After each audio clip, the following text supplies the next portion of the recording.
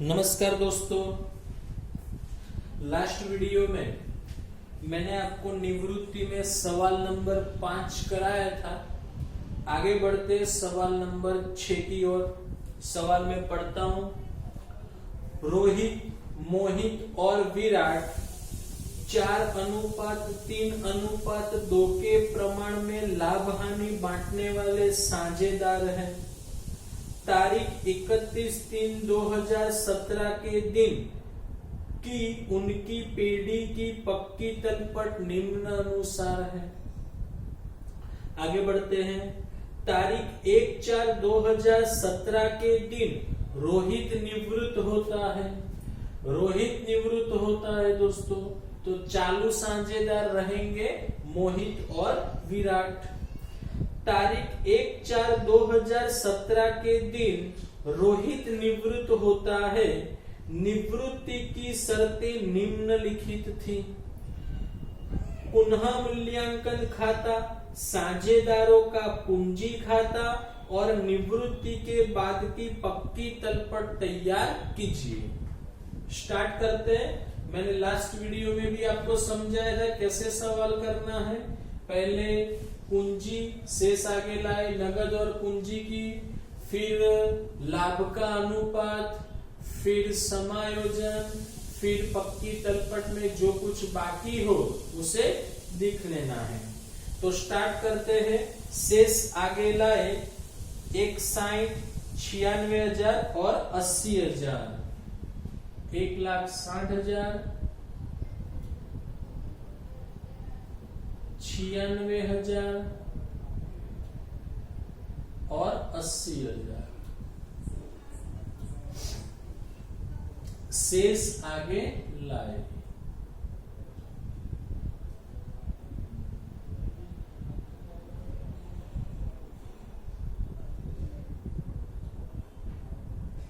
चलो, अब बैंक है 63,000,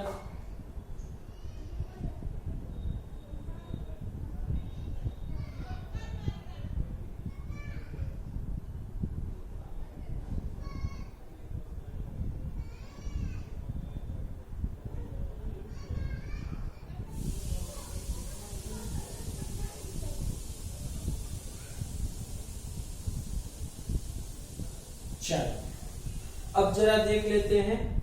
सवाल के अंदर छठे समायोजन में नया अनुपात दिया है।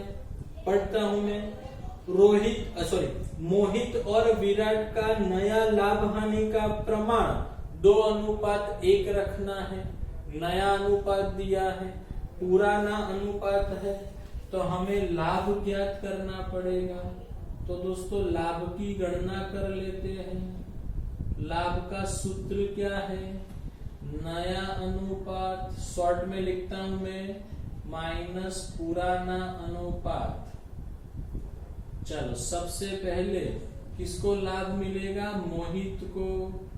तो मोहित का नया अनुपात 2/3 बनेगा और उसका पुराना है 3/6, 7 और 2 9, 3/9 है। चलो, तो यहाँ बट्टे में 3 से गुणा कर देते हैं। तो क्या आएगा?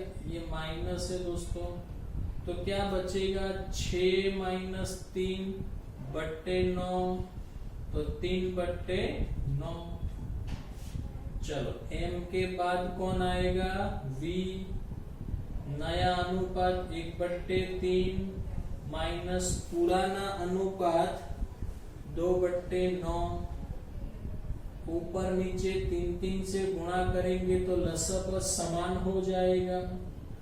तो 3 - 2/9, 1/9। तो लाभ का अनुपात क्या आएगा दोस्तों? 3:1 आएगा। ओके, आगे बढ़ते हैं। ये गणना हमें आगे ख्याति के समय काम में आएगी। आगे बढ़ते हैं। पहला समायोजन, जमीन मकान की कीमत 1,80,000 गिननी है। ऊपर है 150, 30,000 की वृद्धि हुई, जमीन मकान में वृद्धि होगी तो लाभ होगा। तो जमीन मकान 30,000, जमीन मकान 150 में 30 जोड़ेंगे 1,80,000। आगे बढ़ते हैं।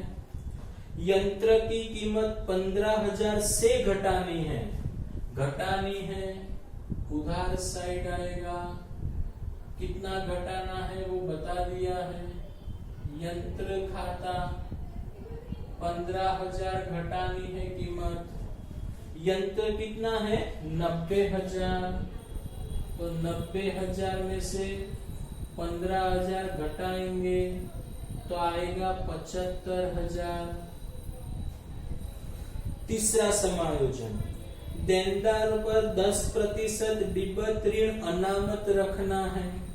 ऊपर देखो देनदार 60,000, उसका 10% 6,000, डिबत ऋण 4,000, डिबत ऋण अनामत 4,000 है, तो हमें 2,000 क्या करना है, बढ़ाना है। डिबत ऋण अनामत का प्रावधान बढ़ाएंगे तो हमें नुकसान होगा, प्रावधान बढ़ेगा तो उधार साइड आएगा डिबत ऋण अनामत 2,000। चलो देनदार 60,000 माइनस डिबत ऋण अनामत 6,000, बाहर आएगा 54,000। आगे बढ़ते हैं। लेनदारों में से 5,000 नहीं चुकाने पड़ेंगे। लेनदार में से 5 नहीं चुकाना है तो हमें दायित्व कम चुकाना है, तो फायदा होगा, लाभ होगा। जमा साइड आएगा लेनदार 5,000, लेनदार है 64,000, 64,000 में से 5,000 लेनदार घटा देंगे तो लेनदार कितना आएगा 59,000।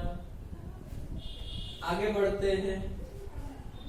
पेढ़ी की ख्याति का मूल्यांकन 1,80,000 किया गया है।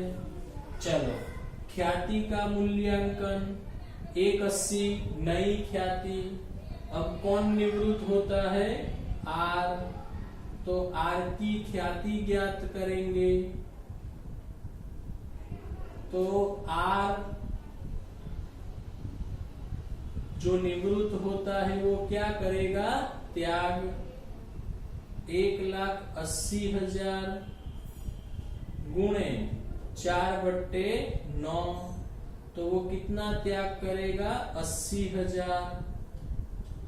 उसका जो त्याग है वो चालू साझेदारों के लिए लाभ बनेगा, तो इन दोनों के बीच में लाभ के अनुपात में उसे बांट देंगे। तो क्या रोजनामचा बनाएंगे, एम का पूंजी खाता उधार, वी का पूंजी खाता उधार, आर के पूंजी खाते से। तो 80,000 जमा, उसको 3:1 में बांटेंगे तो कितना आएगा 60,000 और 20,000। चलो अब इसकी खत्मनी कर देते हैं। तो एम में उधार 60,000, एम में उधार 60,000, वी में उधार 20,000, सामने क्या लिखेंगे, आर के पूंजी खाते से, आर का पूंजी खाता। ओके, जमा, आर में जमा 80,000 पर अलग अलग जमा होंगे, पहले 60,000 फिर 20,000। 60 के सामने M का पूंजी खाता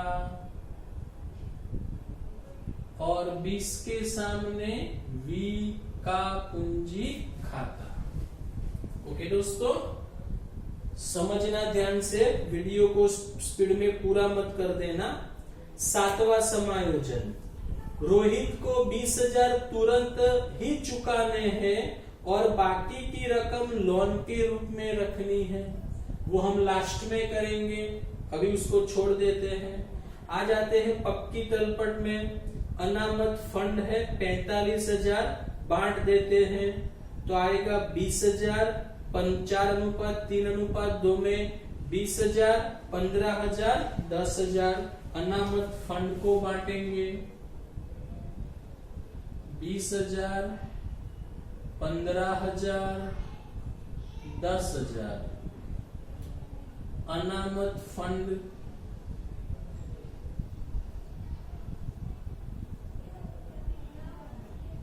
आगे बढ़ते हैं। फिर है कारीगर मुआवजा अनामत, उसे भी बांट देंगे। 13,500 है, 9 से बांटेंगे 1,500 आएगा एक का, तो 6,000, 4,500 और 3,000। चलो 6,000, 4,500, 3,000। कारीगर मुआवजा अनामत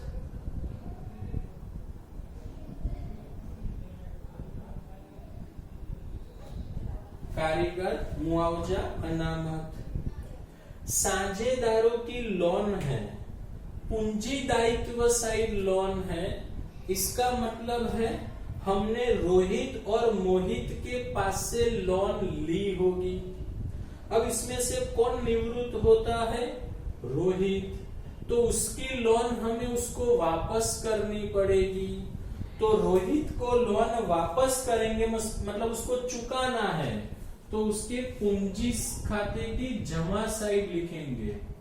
याद रखना दोस्तों, जो रकम हमें साझेदारों को देनी है वो पूंजी खाते की जमा साइड आएगी, और जो रकम उनसे वसूल करनी है वो उधार साइड आएगी। तो यहां रोहित की लोन आएगी और मोहित की लोन, उसको हम डायरेक्ट पूंजी दायित्व में लिखेंगे। मोहित की लोन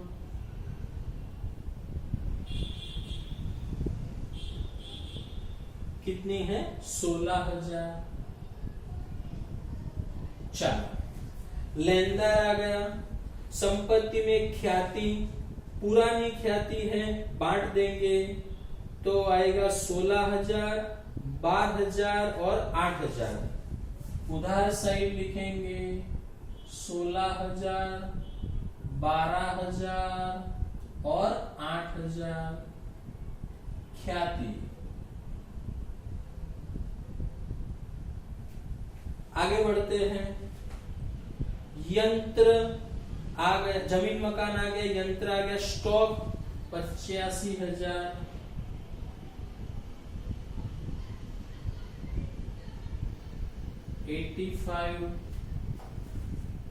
देनदार आ गया, बैंक आ गया। विज्ञापन अभियान खर्च अवास्तविक संपत्ति है, इसे भी साझेदारों के बीच में बांटेंगे और पूंजी खाते की उधार साइड लिखेंगे। चैप्टर नंबर 4 में आपने सीखा है इसको भी। तो इसको बांटेंगे तो आएगा 2,000, 1,500 और 1,000। 2,000, 1,500, 1,000। विज्ञापन अभियान खर्च। ओके, चलो सारी बातें पूरी हो गई। अब कुछ बाकी नहीं है तो हम पुनः मूल्यांकन खाता बंद करेंगे। 35,000, 35,000, 17,000 घटाएंगे तो 18,000 बचेगा। लाभ है ये। रोहित, मोहित और विराट के बीच में बांटेंगे तो 8,000 4:3:2 में 8,000, 6,000, 4,000। लाभ पुनः पूंजी खाते की जमा साइड लाएंगे दोस्तों। पुनः मूल्यांकन खाता 8,000, 6,000 और 4,000। जो साझेदार निवृत्त होता है उसका खाता दोस्तों पहले बंद करना है। तो हम सबसे पहले रोहित का खाता बंद करेंगे। तो रोहित का जमा टोटल अधिक है तो 6 और 8 14, शेष बचेगी 1, 12 और 1 13, 13 4 17, 17 और 1 18, एक शेष आएगी 2, 2,84,000। चेक कर लेता हूं एक बार। 2,20, 2,40, 2,60, 2,60, 2,70, 2,84 बराबर है 2,84। उसमें से 18,000 घटा देंगे तो 2,66,000 बचेगा। आर की लेनी रकम कितनी बनेगी? 2,66,000। उसमें से उन्होंने क्या कहा था कि कितना नगद चुकाना है? 20,000। 20,000 नगद, बाकी की लोन करनी है। तो यहां मैं लिखूंगा नगद ऑब्लिक बैंक खाता। चुकाएंगे, नगद चुकाएंगे तो इतनी नगद जाएगी तो दूसरी असर आएगी नगद खाते की जमा साइड। किसको चुकाया? तो आर का पूंजी खाता। चलो 2,66 में से 20,000 नगद चुकाए तो बाकी बचेगा 2,46। ये बनेगी आर की लोन। तो आर के पास से इतनी लोन पेढ़ी ने ली है तो लोन कहां आएगी? पूंजी दायित्व में 2,46 आर की लोन। ओके, अब बाकी के दो साझेदार के खाते बंद करेंगे तो 500, 6, 4 10 5 15 और 6 21 2, 11 और 1 12, 1 21 500, 96 और 15 1 बराबर है। फिर यहाँ पे 90 और 97,000। चलो 1 21 500 और 97,000, 60 72 73,500 माइनस करेंगे 0 0 0, 11 में से 3 8, 11 में से 7 4, 48,000 बराबर 97 से 28 और 29,000 घटाएंगे तो 3 0, 17 में से 9 8, 8 में से 2 6, 68,000। सामने क्या लिखेंगे दोस्तों? शेष आगे ले गए।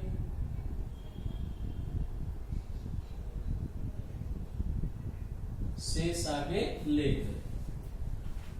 चलो फिर लिखेंगे पूंजी दायित्व में पूंजी खाते एम वी। एम का 48,000, वी का 68,000, 0 0 0, 16 1 10 और 1 11, 1 16। चलो ये भी बंद कर देते हैं तो नगद खाता 63 में से 20 घटाया 43,000 शेष आगे ले गए। चलो नगद ऑब्लिक बैंक खाता 43। अब दोनों साइड का टोटल दोस्तों आप कर देना, समान आएगा।